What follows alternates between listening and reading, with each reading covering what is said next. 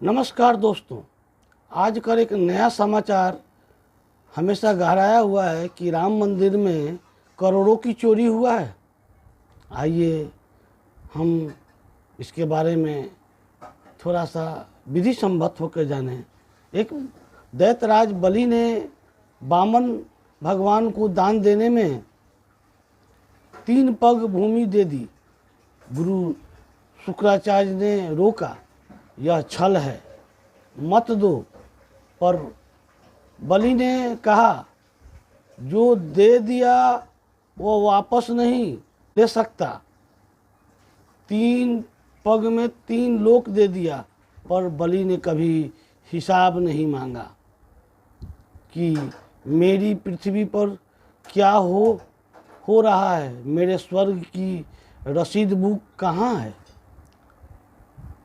सूर्यपुत्र कर्ण ने इंद्र को दान में वो कवच कुंडल दे दिए जिसके बिना वह युद्ध में मारा जाता, यह निश्चित था। फिर भी काट कर दे दिया। पर कर्ण ने इंद्र से रसीद न मांगी। न केवल कवच कुंडल किस अलमारी में रखे हैं यह पूछा, यह मीडिया में जाकर रोया कि मेरा 3 किलो चांदी का कवच कहाँ पर है। महाराज हरिश्चंद्र ने राज्य दान कर दिया विश्वामित्र को। पत्नी और पुत्र बेचने पड़े। शमशान में डोम के यहाँ नौकरी की, पर कभी विश्वामित्र से नहीं पूछा कि मेरे राज्य का क्या हुआ। अब वहाँ के राजकोष की ऑडिट का मुझे इंचार्ज बनाइए। महर्षि दधीचि ने देवताओं ने वज्र बनाने के लिए हड्डियाँ मांगी। दधीचि ने प्राण त्याग कर अस्थियाँ दे दी, पर कभी हिसाब नहीं मांगी। मेरी हड्डियों का वज्र कहाँ है? क्या अभी भी इंद्र के पास है? कहीं इंद्राणी तो उसे उपयोग नहीं करती है। महाराज शिवी ने कबूतर की रक्षा के लिए अपने शरीर का मांस तौल कर दे दिया। उन्होंने कभी नहीं कहा कि मेरा मांस कहाँ है, कितने ग्राम का था। कबूतर ने सच में खाया या नहीं दिया तो 50 ग्राम था। बीट कितने ग्राम की थी? 200 किलोमीटर पदयात्रा करने वाला सज्जन 4 वर्ष बाद चैनल पर है। हाथ में दान की तस्वीर लिए मांग रहा है कि रसीद कहाँ है, चांदी कहाँ है, हिसाब दो। हम केवल इन कथाओं से दुनिया को अपनी महानता दिखाकर ठगते हैं। उन कथाओं के आचरण पर अनुकरण नहीं करते। चंद हिंदुओं ने दान देने को व्यापार समझ लिया, और जब व्यापार में घाटा दिखा तो श्री राम मंदिर को कटघरे में खड़ा कर दिया। बहुत विवाद किया जा रहा है कि दान की चोरी हो गई। दान की चोरी क्या होती है? किसी ने कहा कि हमने 2 किलो चांदी की ईंट मंदिर को दी, अब हिसाब दो। कोई कह रहा है 60 किलो चांदी की ईंट दी, अब दिखाओ कहाँ रखी है। किसी ने कहा 3 किलो चांदी की माला, 1 किलो चरण पादुका अर्पित की, अब रसीद दो। अब यही लोग जिन्होंने स्वयं दिया था गबन का आरोप लगा रहे हैं। क्या अब दान का अर्थ अमानत हो गया है? क्या समर्पण का मतलब रसीद होता है? यदि उत्तर हाँ है तो अपने दिए को दान मत कहिए, और यदि उत्तर नहीं है तो आज राम मंदिर पर कीचड़ उछाल कर अपने को आईना जरूर दिखाना। दान की परिभाषा कही गई है। स्व स्वत्व निवृत्ति पूर्वकम परस्वत्वम उत्पादकम दानम, अपनी वस्तु पर अपना स्वत्व, अपना अधिकार छोड़कर दूसरे का अधिकार उत्पन्न करना। श्री रामानुजाचार्य ने भी गीता भाष्य में यही कहा है कि आत्मीयस्य द्रवस्य परस्वत्वापादपर्पणम त्याग। केवल कहने मात्र से अपने अधिकार की निवृत्ति नहीं होती। मन क्रम कर्म और वचन से दान की वस्तु से अपना अधिकार पूर्णतः हटाना पड़ता है। और भी कहा है, स्व प्राणुग्राह अर्थिने दियते इति दानम, अपने और दूसरे के ऊपर अनुग्रह किए जो याचक को दिया जाए वह दान है। यानी दान देना किसी पर एहसास नहीं है, यह खुद पर ही एहसान है, अनुग्रह है किसको, याचक को। और यहाँ तो राम जन्मभूमि मंदिर ने याचक के रूप में किसी से चांदी की ईंट मांगी नहीं थी। क्या मंदिर ने ईंट मांगी थी, काक भुसुंडी मांगे थे? यह तथ्य रेखांकित होना चाहिए। श्री राम जन्मभूमि तीर्थ क्षेत्र ट्रस्ट ने अनेक बार सार्वजनिक घोषणा की थी कि चांदी की ईंट न भेजें। मंदिर बनते मंदिर के बीच चांदी के फूल, चांदी के काग भुसुंडी जैसी चीज़ें न भेजे। हमारे पास रखने के भंडार की उचित व्यवस्था नहीं है। चंपत राय की बार बार ऐसी चीज़ें देने की लिए मना करते रहे। कहते हैं कि इन चीज़ों को क्या करेंगे, यह पूछा था। उसका वीडियो है, किसी के पास जवाब नहीं था। 28 जुलाई 2020 को टाइम्स ऑफ इंडिया में रिपोर्ट छपी हुई है कि अयोध्या राम मंदिर ट्रस्ट ने उन भक्तों से अपील की है कि जो राम मंदिर के लिए दान देना चाहते हैं वे दान सिर्फ बैंक में जमा करा दें, न कि किसी कीमती चीज़ों के रूप में। ट्रस्ट ने खास तौर पर भक्तों से कहा कि वे चांदी या सोने की ईंटें या कोई कीमती रत्न या गहने दान न करें, क्योंकि ट्रस्ट के पास इस धातुओं की असलियत जांचने की कोई सुविधा नहीं है और न ही ऐसी कीमती चीज़ों की रखने की जगह है।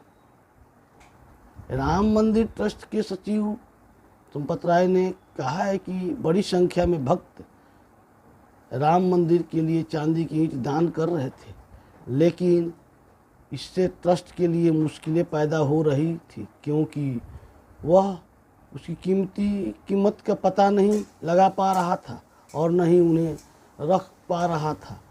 उन्होंने कहा कि अब ट्रस्ट को 1 क्विंटल से ज़्यादा चांदी और दूसरी धातुओं की ईंट दान में मिल चुकी है।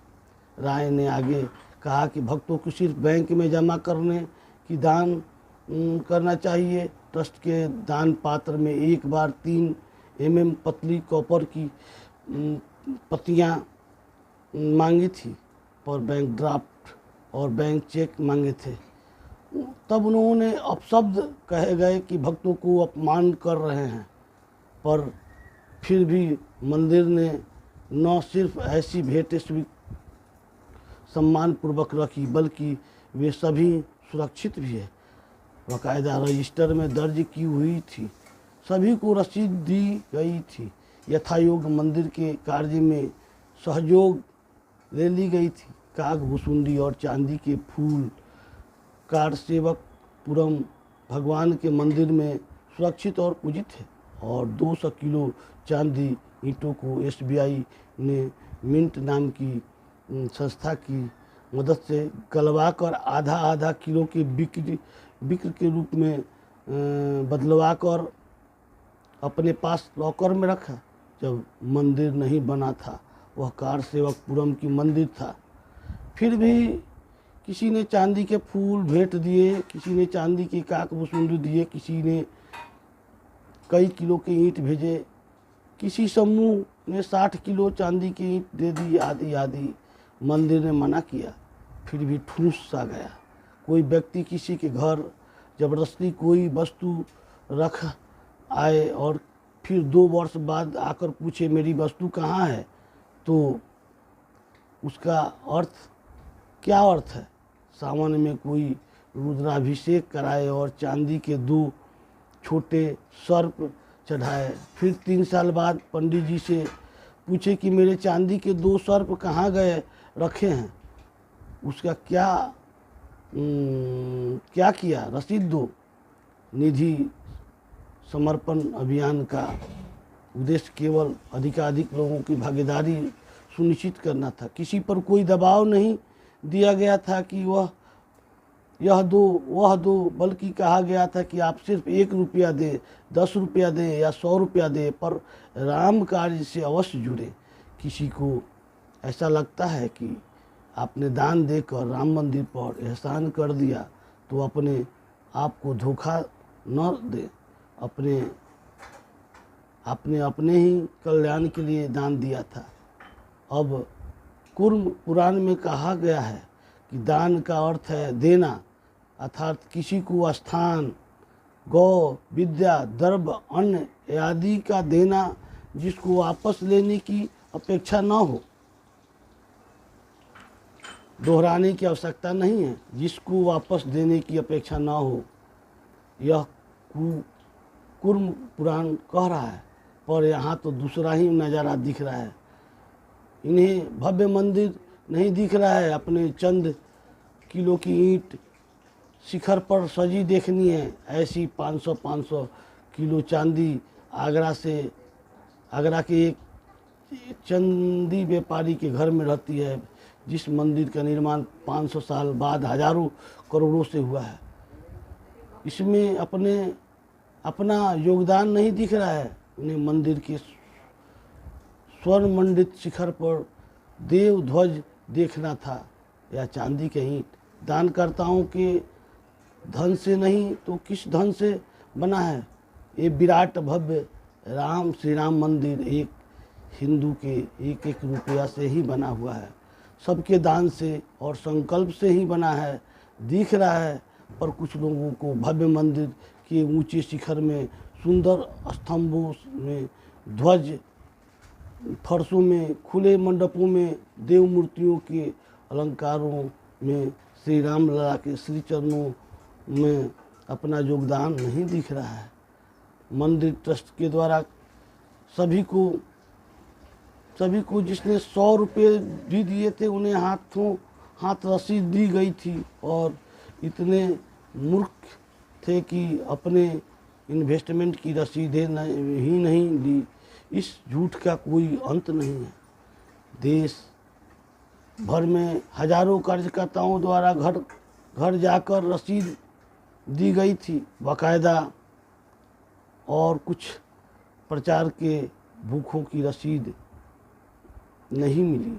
इस बात का क्या प्रमाण है कि चंद लोग की रसीदें नहीं मिली? करोड़ों ने दान दिया, 3-4 कुबेर जैसे दानियों को रसीदें नहीं मिली। इनको रसीद छिपाने की कितने रुपए रामद्रोही ने खिलाए? इन प्रचार के भूखों की असली परेशानी बता देता हूँ। भगवान श्री कृष्ण ने गीता में कहा, सात्विक दान वह है जो अनुपकारणीय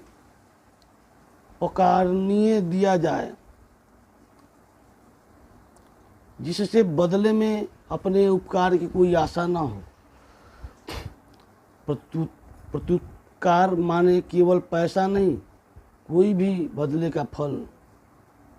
यहाँ तक कि मेरा नाम लिया जाए, मेरा सम्मान बढ़े, मुझे रसीद मिले, यह सब प्रत्युपकार की लालसा है। फिर दूसरे श्लोक में इससे निम्न कोटि का राजस दान बताया, जो दान किसी चीज़ के बदले में फल की कामना के लिए या क्लेश शहीद हो इनकी लालसा थी।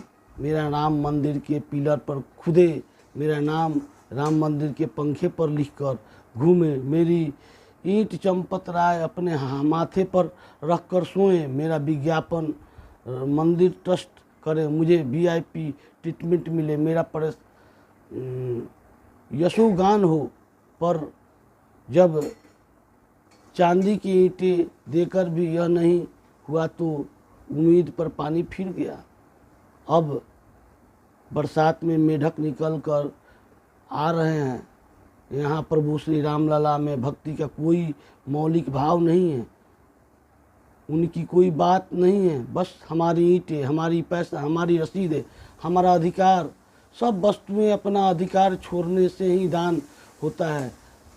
तो अब किस अधिकार की बात की जा रही है? कोई व्यक्ति पैदल अयोध्या आया, 3 किलो चांदी की माला देने की बात की, और अब कई वर्ष बाद टीवी चैनल पर रोता फिर रहा है कि रसीद नहीं मिली। उसका उद्देश्य क्या है? सुर्खियां बटोरने के अलावा। किसी संगठन का हेड 60 किलो चांदी की ईंटों पर रोता फिर रहा है। पहली बात तो ये कि कैसा ज्वेलर समूह है जो श्री राम मंदिर, श्री राम जन्मभूमि के लिए केवल 60 किलो चांदी की इकट्ठी कर पाया था।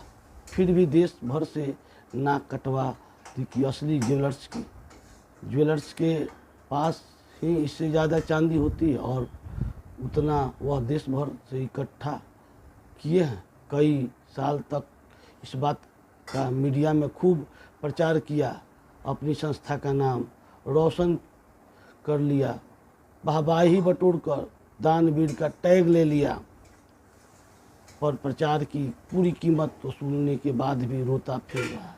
कौन सा दान है जी? राजस्व से भी गिरा हुआ तामस, क्योंकि असत्यकृतम अवज्ञातम 17.22 मंदिर ने ही जब इन सब वस्तुओं को लेने में अनिच्छा प्रकट की थी, फिर भी प्रचार के लिए जबरदस्ती दिया गया। यह अवज्ञा, असत्कार है, तिरस्कार है, व्यवस्था का अहंकार है। ये सब केवल